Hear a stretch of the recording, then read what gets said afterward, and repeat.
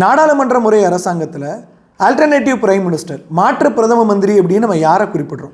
இந்த data Indian polity doctor Laxmikanth sir புத்தகங்களில் நாடாளுமன்ற முறை அரசாங்கத்தோட நிறைகள் அப்படிங்கிற ஒரு பகுதியில் குறிப்பிடப்பட்டிருக்கும்.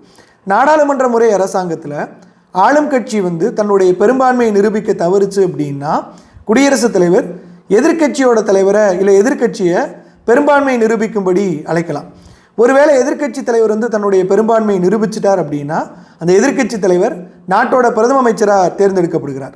இதோட பொருள் என்னவென்றால், புதிய தேர்தல்கள் எதுவுமின்றி ஒரு மாற்று அரசாங்கத்தை, ஒரு புதிய பிரதம அமைச்சரை நம்மளால் தேர்ந்தெடுக்க முடியும், ஒரு மாற்று அரசாங்கத்தை நம்மளால் அமைக்க முடியும்.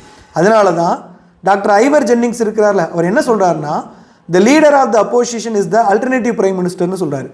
எதிர்க்கட்சி தலைவர் என்பவரே மாற்று பிரதம மந்திரி ஆவார் அப்படின்னு டாக்டர் ஐவர் ஜென்னிங்ஸ் அவர்கள் குறிப்பிடுறாங்க. இது லக்ஷ்மிகாந்த் சார் புத்தகங்கள் இருக்குது.